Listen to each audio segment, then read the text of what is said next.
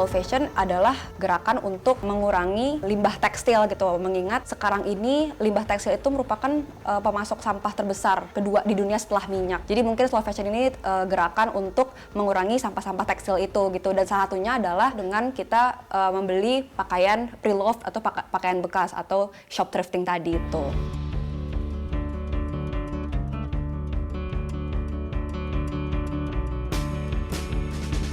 E-commerce yang ngejual baju-baju murah, baju-baju alternatif yang baru tapi murah, itu bagus, itu murah, tapi at the same time itu menimbulkan konsumsi yang berlebihan gitu loh. Kayak kita beli baju karena murah doang, terus akhirnya malah jadi nggak kepake dan nganggur dan jadi limbah tekstil. Itu kan sebenarnya agak lumayan sayang juga ya paradigmanya, dan apalagi dibayangin kayak masyarakat Indonesia mikirnya kayak gitu semua kan, itu kayak ya udah parah banget gitu loh buat keadaan lingkungan.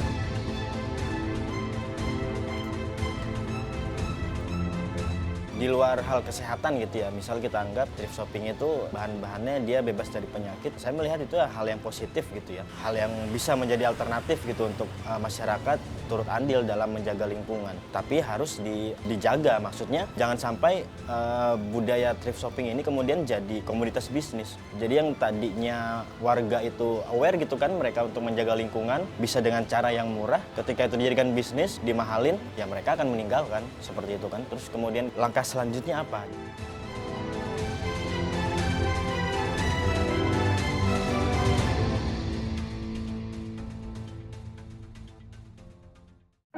Terkadang aku bertanya, untuk apa, ada apa, mengapa, dan bagaimana untuk menyikapi ini semua?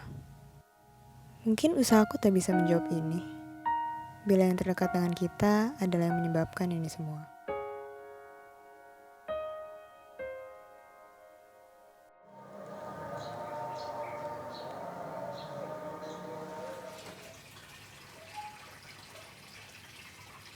Nama aku Amadea, umurnya 19 tahun. Terus kalau sekarang fokusnya lagi menggeluti bisnis online thrift shop. Jadi aku punya online thrift shop di Instagram namanya @keranjangjemuran. Awal mula tuh sebenarnya dari tante aku. Dia sebenarnya yang ngerekomend dan kayak nyuruh kamu jualan baju bekas gitu. Soalnya dia tuh ya mungkin bisa dibilang kayak korban fast fashion juga kali ya. Jadi kalau nggak diskon tuh kayak suka kalap gitu, dan akhirnya banyak baju di rumah dia yang nganggur dan nggak kepake. Terus dia juga ngelihat aku tuh orangnya senang nge-thrift kan, jadi mungkin kayak oh ini orang cocok nih ngerti baju bekas gitu-gitu. Jadinya dia menyuruh aku buat mulai bisnis thrift shopnya baju bekas. Terus juga di rumah aku sendiri karena ada 3 cewek di rumah mungkin ya, jadi kayak kalau baju tuh emang banyak banget. Jadi mumpung dia ngeliat banyak baju di rumah nganggur juga, aku jual-jualin aja gitu.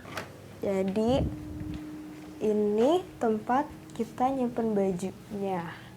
Jadi mungkin big part of jualan thrift shop itu nggak cuma beli terus dijual lagi bajunya, tapi kita kan juga harus tetap nyimpen juga, dan selama mengkurasi kan kita harus inventaris data-data bajunya, dan ini tempat kita nyimpen bajunya. Inventaris kita kalau biasanya jual thrift shop online di Jakarta, kita kan abis dari nge-thrift. Misalnya ini yang belum di data, masih baru banget, tapi ini habis di laundry yang di box ini. Udah dilipetin, udah rapih, tinggal di data aja. Kalau yang ini itu udah diukur nih, udah didata, udah ada labelnya. Kayak aku, orang-orang lain tuh juga mulai ngelihat peluang bisnis gitu, karena kan modalnya sebenarnya murah banget, dan akhirnya banyak banget kayak thrift online zaman sekarang tuh udah sebanyak itu, dan variatif banget sih. Kayak ada yang dirombak lagi bajunya terus dijual mahal, terus ada yang emang kayak aku aja dikurasi terus dijual lagi. Dan sebenarnya udah banyak banget sih industri baju bekas gitu loh. Terus pasarnya sendiri, kayak aku kan nyarinya di Pasar Senen, Pasar Baru gitu-gitu, mereka juga udah mulai ngerti peluang di industrinya gitu. Jadi kalau misalnya ngejual pun udah bisa lebih ngeliat konsumennya gitu, udah mulai menyesuaikan. Jadi kayak emang berpotensi banget sih.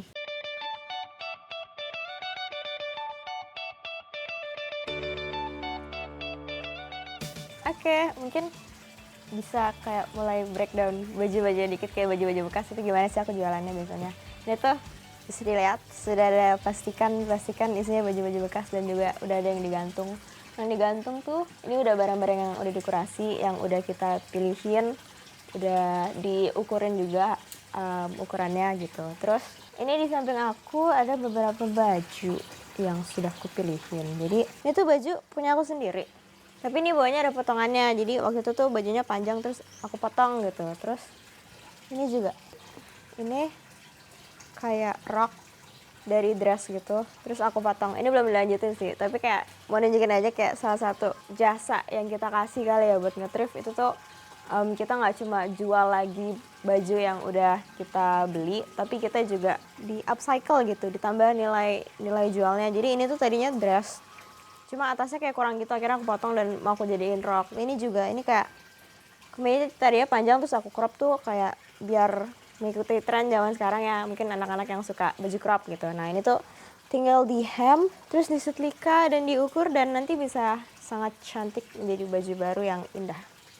Kalau ini mungkin contoh yang kayak baju-baju dari rumah yang emang berbrand gitu ya. Tapi mungkin karena udah nggak dipakai lagi jadi nganggur. Nah itu juga aku terima untuk dijual lagi. Ini kan sebenarnya masih bagus banget. Tapi ada kian dodanya gitu kan. Kalau misalnya dibandingin sama thrift biasanya gitu yang mungkin lebih murah. Itu mungkin secara nggak langsung kita jual jasa sih. Jadi kayak kita kan udah ngekurasi bajunya. Nyuci bajunya juga. Jadi pandangan-pandangannya kayak baju kotor nih, baju bekas gitu, itu juga bisa udah terkurangi gitu loh. Kayak tinggal lihat katalognya aja gitu, udah baju bagus tinggal dikirim gitu. Kebanyakan tuh orang pengen nge-thrift tapi mereka malas aja gitu loh. Jadi ya kita memberikan jasa itulah umpamanya kalau buat online shop ini.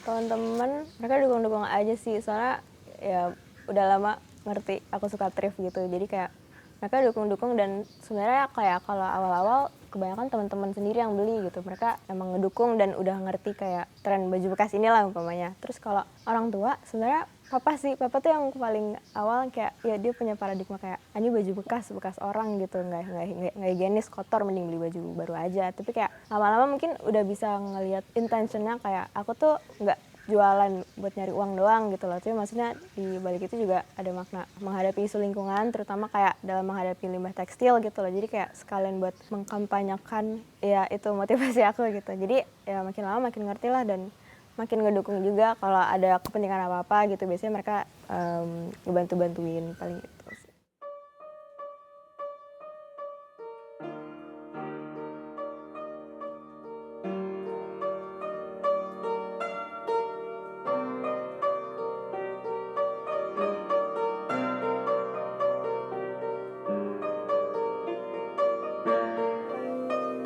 Aku Kansa Amila, umur aku sekarang 21 tahun. Sekarang aku masih berkuliah di salah satu universitas di Depok. Aku sekarang masuk semester 7 dan keseharian aku sekarang masih berkuliah aja, sama aku juga sekarang lagi magang gitu.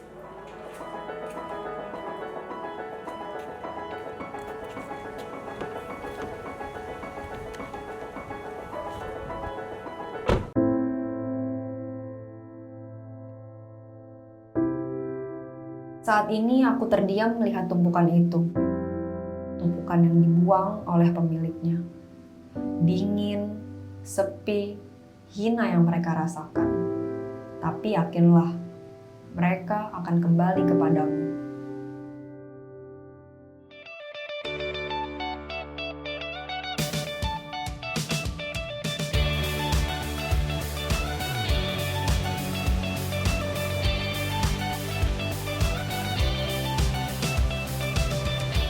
Oke, sekarang aku lagi ada di perjalanan menuju ke Pasar Baru, tepatnya di Metro Atom. Jadi kita pengen ke tempat-tempat jualan baju bekas. Sebenarnya itu juga ada barang bekas, cuman hari ini kita pengen ke tempat baju-baju bekas aja. Sebenarnya tempat baju bekas itu ada banyak ya di Jakarta. Salah satunya ada di Pasar Senen, ada di Blok M, juga ada di Pasar Baru ini yang cukup sentral. Cuman aku itu personally lebih suka ke Pasar Baru karena dia itu tempatnya di dalam gedung indoor dan lebih adem gitu. Terus baju-bajunya juga pilihannya banyak dan lebih terkurasi gitu dibandingkan kalau di Pasar Senen itu kan bentuknya masih pasar ya.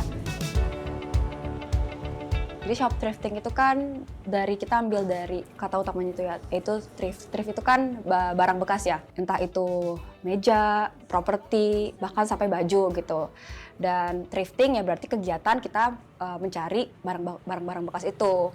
Dan sekarang memang kayak thrift shopping atau kayak shop thrifting itu lagi marak banget dan emang itu kata yang emang lagi sering kita dengar gitu. Dan itu diartikan untuk kegiatan dimana kita hunting barang-barang bekas, salah satunya juga baju bekas gitu. Kalau yang ini sama? Oh yang ada di sini 20.000 semua? Iya, semua sama. Oh minimal? 50. Ambil 3 50. Iya.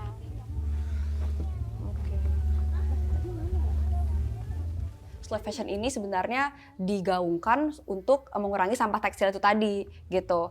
Dengan sebenarnya ada banyak cara selain kita shop thrifting, kita bisa memilih bahan-bahan yang memang ramah lingkungan. Dan sebenarnya toko-toko tekstil itu udah mulai banyak membuat material-material yang emang bisa diurai kembali gitu selanjutnya. Di samping kita memilih barang-barang yang memang bisa diurai kembali, karena sampah tekstil itu besar, pasti banyak orang yang seringkali membuang sampah pakaian gitu. Sebenarnya itu bisa didaur ulang lagi dan bisa dijual kembali dan bisa masuk lagi ke dalam kategori shop thrifting itu tadi.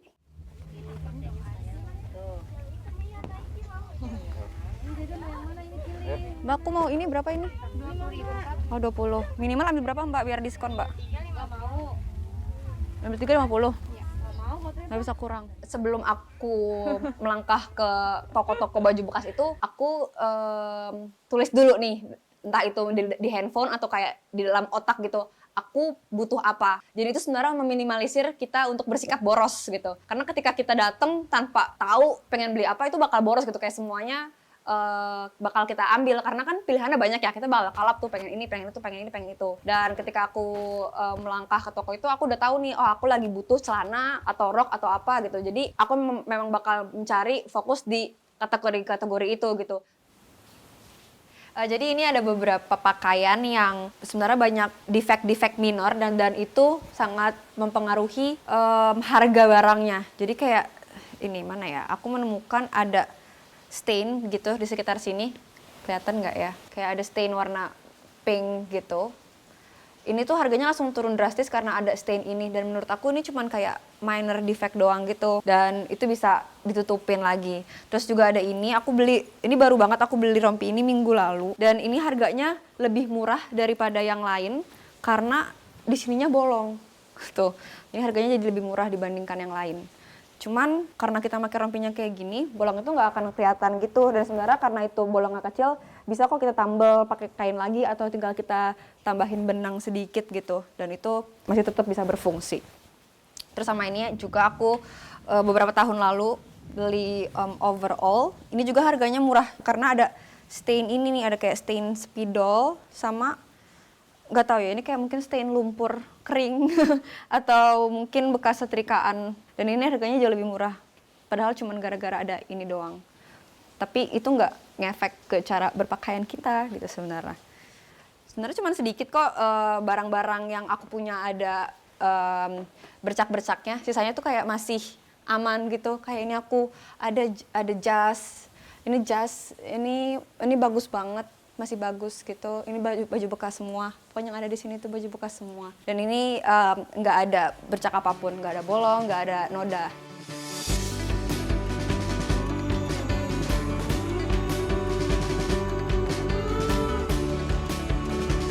Sebenarnya aku juga banyak menemukan orang-orang yang juga sama penggemar baju bekas. Ketika dia menemukan ada yang bolong gitu di salah satu bajunya dan bolongnya cukup besar, itu mereka tempel lagi dengan kain perca. Jadi mereka kayak rework gitu sehingga tampilannya jadi lebih unik lagi gitu. Itu menarik sih, cuman aku belum melakukan itu.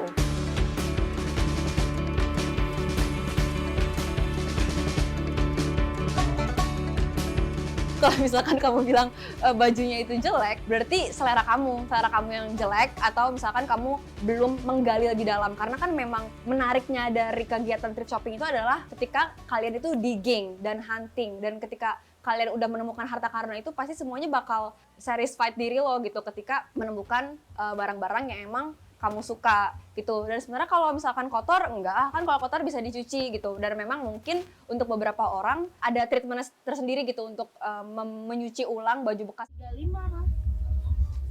330 gitu Mbak. 30 ya? 30? Ya. Dibungkus? Gak usah, ini ada tas.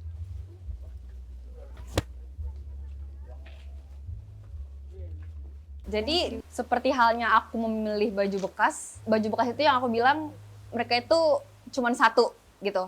Dan dari dulu suka banget ketika orang-orang bilang aku itu punya pribadi yang unik. Jadi sebenarnya aku hanya ingin dibilang unik aja gitu karena kayak pakaian yang aku pakai itu tentunya bakal beda dari yang lain dong. Terus aku tuh percaya dengan kita berpakaian itu kita bisa mengekspresikan diri kita.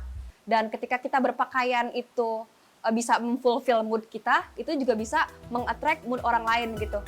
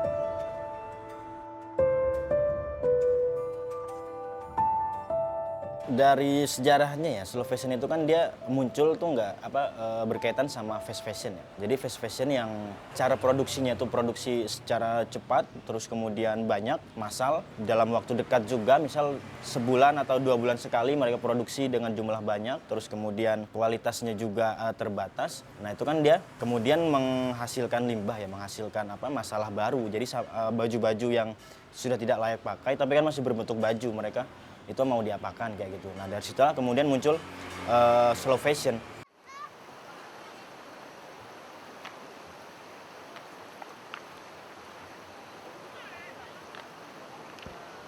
Buang limbah.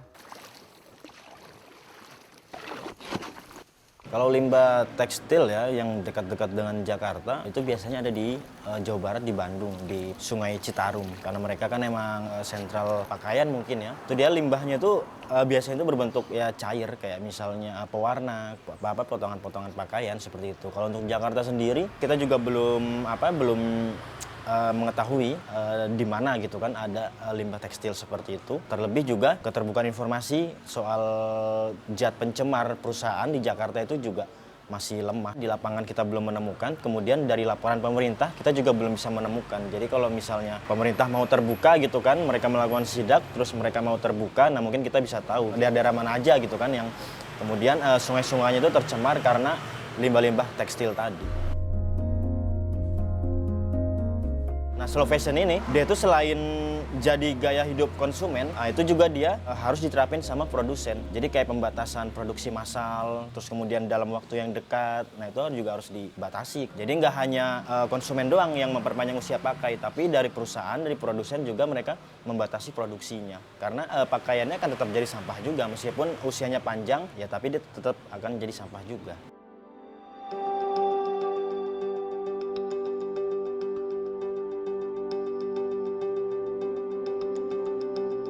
Jelas 3R itu ya, konsep 3R. Minimal banget itu 3R. Pertama itu kita membatasi penggunaan. Jadi kalau kita nggak perlu membeli sesuatu, ya itu dibatasi aja, nggak usah membeli. Terus kemudian kita menggunakan ulang botol gitu kan atau jerigen. Nah itu bisa kan masih bisa biasanya digunakan jadi pot, jadi atap, jadi apa, atau misalnya dia bisa jadi berkali-kali untuk mengganti kemasan air minum gitu, botolan kita bisa beli tumbler gitu kan, jadi kita bisa pakai berkali-kali. Kemudian yang terakhir ya daur ulang. Nah daur ulang ini ya sudah jalan terakhir gitu, kalau kita sudah telanjur beli dan emang sudah tidak bisa digunakan lagi, ya kita sebisa mungkin kita daur ulang.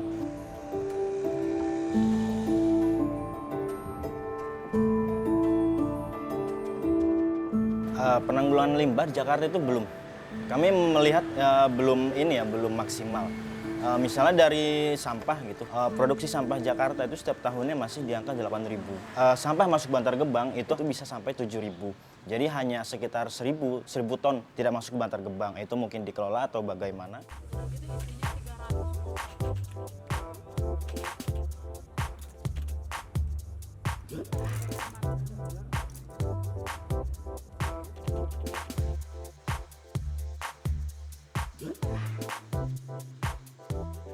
Mungkin kalau kita berfokus ke slow fashionnya sendiri ya, itu kan sebenarnya esensi utamanya adalah untuk memperbaiki cara kita mengkonsumsi pakaian gitu. Dan itu salah satu caranya bisa dengan thrifting.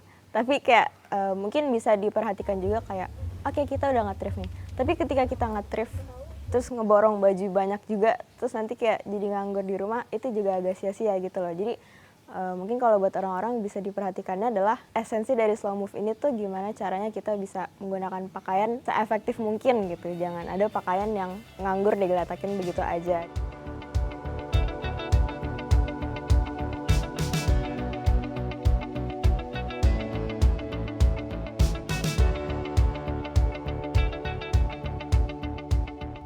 Mungkin pesannya ini kayak sedikit galak ya, karena aku menyarankan untuk orang-orang di luar sana untuk lebih bijak dalam membeli pakaian dan dalam menggunakan pakaian. Karena banyak sekali aku temui kasus ketika orang membeli pakaian, terlebih lagi dia itu dari toko fast fashion, mereka kadang lupa kalau misalkan mereka habis membeli baju itu. Jadi mereka cenderung tiba-tiba membuang baju itu karena trennya itu udah luput, sehingga hal-hal yang kayak gitu yang membuat sampah tekstil itu selalu naik gitu setiap tahunnya.